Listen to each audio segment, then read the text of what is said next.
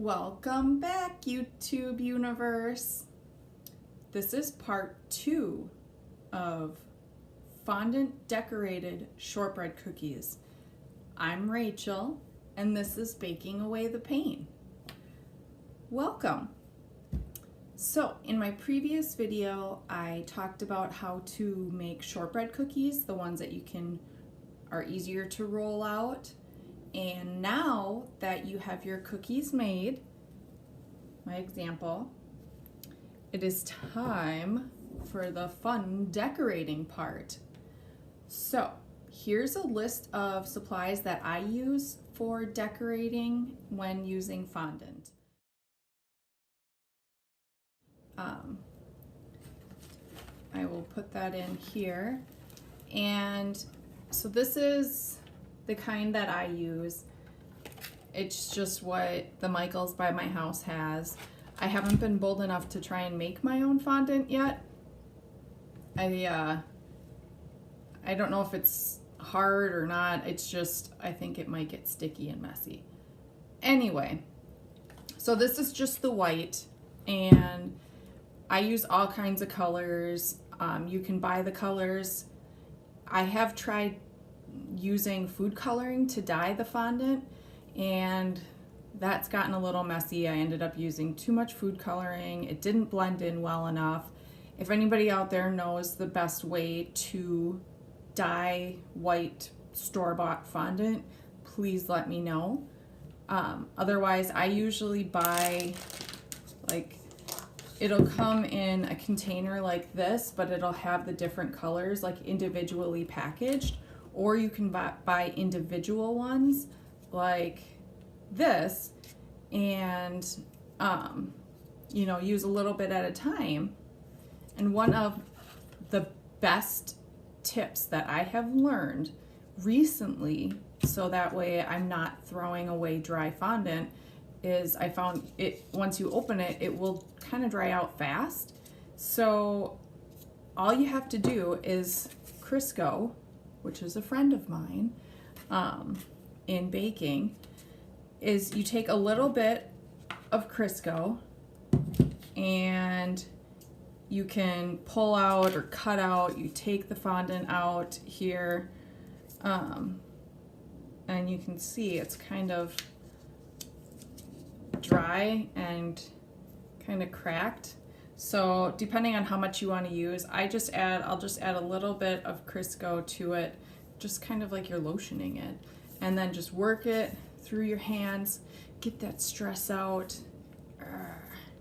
And if it's hard to do with your hands, if you have arthritis or issues in the tissues where it hurts, I'll even take a rolling pin. This is my fondant rolling pin. I do use my regular rolling pin too for bigger projects, but this one works great. And all you have to do is stick this on the table and bang on it and roll on it and work it in a little bit. And then I'm gonna add a little bit more Crisco here. You just go like this, squish it, kind of work it in and get those crusties massaged back in so it's nice and soft again and pliable. And then I just keep working it in. And now it's starting to feel more like that Play-Doh consistency. And now I can roll it out. And use whatever kind of cookie. I use cookie cutters when I'm cutting my fondant out, or depending on what I'm cutting. Sometimes I will use a really sharp knife if I want to get exact edges. But I'm just going to use the same square cookie cutter that I used for my cookies for my fondant. There, we'll put that away. And here is a list of supplies that I use for when I decorate with fondant. One of the most important things that I recently found out, like I just said, is the Crisco. And while you're starting this, and if you've never done it before, you're gonna have bumps in the road, just like life. Oh, I know that's a little tacky, but anyway, I gotta be a little cheeky. So, is when you first put fondant on either a cookie, you're gonna want to, when it's cookie to fondant, you're gonna wanna use some sort of frosting. So either if you have buttercream frosting, you can, sitting in the fridge, you can put a little bit of the frosting on the cookie and then just put the fondant on it and then, kind of basically glue it. I also will use candy melts because if your fondant, it gets thin and you don't want like lumps of frosting and bumps, you can always melt a little bit of candy melts and pipe it on with a piping bag. And one thing I've also learned, if you want your candy melts I just microwave them 30 seconds at a time. I'll add about a tablespoon of Crisco again if I want to thin out the candy melts, because sometimes when you melt them in the microwave, you want a thinner, more watery, not exactly watery consistency, but like a thinner consistency to it. And I've got some pictures here on my tips and tricks that I've used. And then I'll just, pipe a little bit on like the edges and the middle, just like you would if you're gluing a picture. But again, it depends, a tablespoon to a teaspoon, depending on how much. And I just start small and I'll add a little bit at a time until I get that consistency that I want. The first time I tried, I thought I didn't learn about the shortening trick, and so I thought, oh, what better way to thin out my frosting than to add warm water? That was a big mistake. It got all clumpy and gross, and yeah, frowny face, it went to the garbage. So live and learn, right? Another trick that I use when I am gluing fondant to fondant is they sell, fancy paintbrushes that you can use to dip a little bit in water. But I just went again to Michael's or whatever local craft store you have and just get cheap little paintbrushes, depending on the sizes, like this, and I'll just dip a little bit of water, dip my paintbrush in a little bit of water, and then just either on the top of whatever I'm gluing to or the cutout piece itself, I'll either paint a little bit of water on the fondant, then stick my piece on there, and it hardens and it dries, and it's just like glue. Works great. So it's pretty easy. And I also do have some modeling tools that I've used, and I've used these ones. They were very inexpensive, and it shows you on the back exactly what each tool is supposed to be used for, and they work great. And I would suggest getting these if you're going to get into any more fondant work and making maybe some fondant figures that might go on top of a cake. I've done them for my sister for her work, and when they made these graham cracker houses around Halloween, and so, around Christmas, and I made some fondant figurines to go around some of those. And it's fun, it gives you something to do, and it's creative.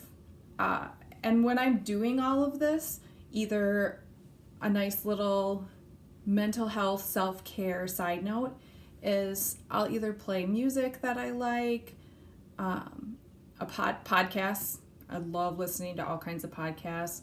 Sometimes I'll even throw some Netflix on and listen to that whilst I'm doing my activity, but it depends on what show. It's hard to watch something on Netflix on the iPad when I'm supposed to be focusing on, decorating. And sometimes when I've been piping, I will start piping out words, like if I'm supposed to be writing somebody's name and I'm listening to a TV show and say I'm watching The Office and somebody says Jim, I will start, instead of writing like happy, I'll write Jim. And then if you can scrape it off quick, you can recover, but sometimes we have those fails. I also recommend, for those of you who maybe, one, you have kids, you have other life events going on, sectioning things off. So a big help for me was being able to, I could make my cutouts ahead of time, like my fondant cutouts, and put them in a cling wrap. But the press and seal, like the sticky, the kind where it's kind of sticky on one side, works fantastic. So you can make several different kind of fondant cutouts, like if you want to do the letters or whatever, and then just take, small or large pieces, however big you want to get. You lay your pieces on the cling wrap film on the sticky side. The fondant won't stick to it at all. Then you just cut out another big piece the same size as your bottom piece, put the cling wrap on top, and then you can just smooth out in between and get all the air out, because it's the air that dries the fondant out. So if you keep it, pretty much airtight, you can then put those cling wrap seal sheets that you have your fondant in inside of Tupperware, and then just store it for, I've done it up to 3 weeks ahead of time for different projects that I've done. So that way, one, we have a smaller kitchen, so you have to plan accordingly if you're going to be doing any sort of larger project like that. And then I can put those supplies away and then take a break, come back at it a week later even, and then finish. So that is how to decorate with fondant shortbread cutout cookies.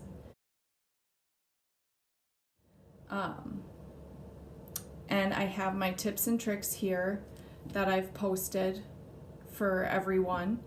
And also, if you have any questions or comments, please leave them below or message me. Please subscribe, and I look forward to talking with all of you again. So have a great rest of your day. Thanks. Bye.